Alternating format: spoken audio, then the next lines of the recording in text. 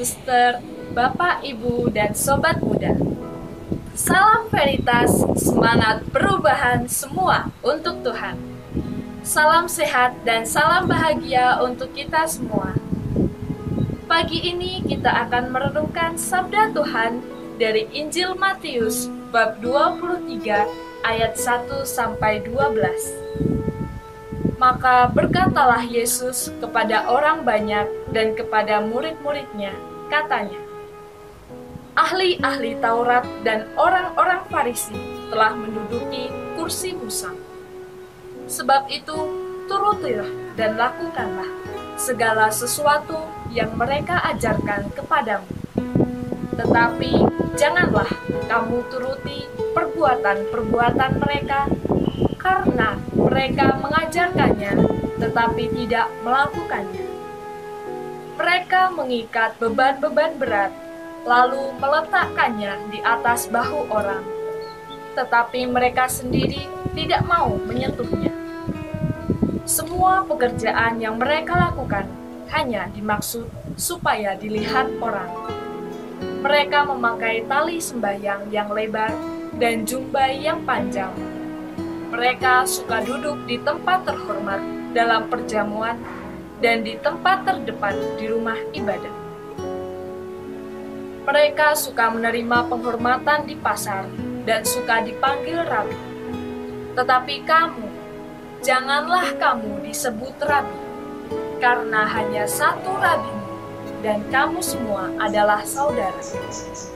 Dan janganlah kamu menyebut siapapun Bapa di bumi ini, karena hanya satu Bapamu, yaitu Dia yang di surga. Janganlah pula kamu disebut pemimpin, karena hanya satu pemimpinmu, yaitu Mesias. Barang siapa terbesar di antara kamu, hendaklah ia menjadi pelayanmu, dan barang siapa meninggikan diri, ia akan direndahkan, dan barang siapa merendahkan diri, ia akan ditinggikan. Demikianlah sabda Tuhan. Terpujilah Kristus. Dalam Injil ini, Yesus tidak lagi mengingatkan, tetapi mengecam kepada orang-orang yang tidak berbuat sesuai dengan apa yang diajarkannya kepada orang lain, seperti ahli-ahli Taurat dan orang-orang Farisi. Mereka mengajarkan segala sesuatu yang saleh, yang baik kepada banyak orang, tetapi tidak mewujud nyatakan ajaran tersebut dalam perbuatan mereka. Para ahli Taurat dan orang-orang Farisi tidak benar-benar melakukan ajarannya. Yang mereka lakukan hanyalah semata-mata agar dilihat oleh banyak orang dan mendapatkan pujian serta decak kagum. Mereka pergi ke tempat-tempat ibadat dengan jumbai yang panjang dan tali sembahyang yang lebar, dan mereka duduk di tempat paling depan agar orang yang hadir dalam tempat ibadat itu melihat dan memuji mereka. Mereka sangat suka dipuji dan dipanggil rabi. Tetapi beban berat yang seharusnya mereka pikul, yang menjadi tanggung jawab mereka limpahkan kepada orang lain.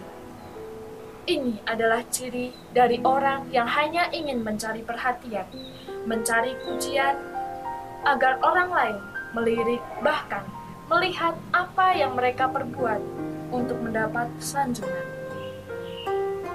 Tidak ada kesungguhan dalam hati mereka untuk berbuat secara tulus dan setia, sama seperti apa yang telah mereka ajarkan kepada orang banyak. Penghormatan dan pengakuan yang diterima tidak akan bermakna apabila tidak disertai dengan tindakan nyata pada kinerja dan integritas dalam hidup.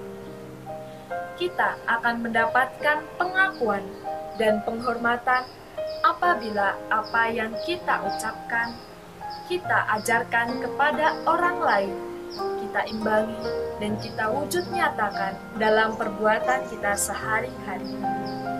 Secara tidak langsung, perbuatan kita akan membuahkan apresiasi. Inilah yang menjadi permenungan kita. Apa yang kita perbuat, apakah sudah sesuai dengan apa yang kita ucapkan? Jadikanlah diri kita murid pertama dalam setiap ucapan kita. Dan marilah kita untuk semakin rendah hati dan berbesar hati dalam melakukan segala tanggung jawab kita sebagai manusia, sebagai pelajar, sebagai pendidik, sebagai masyarakat, sebagai anak, ataupun sebagai orang tua demi kemuliaan Allah.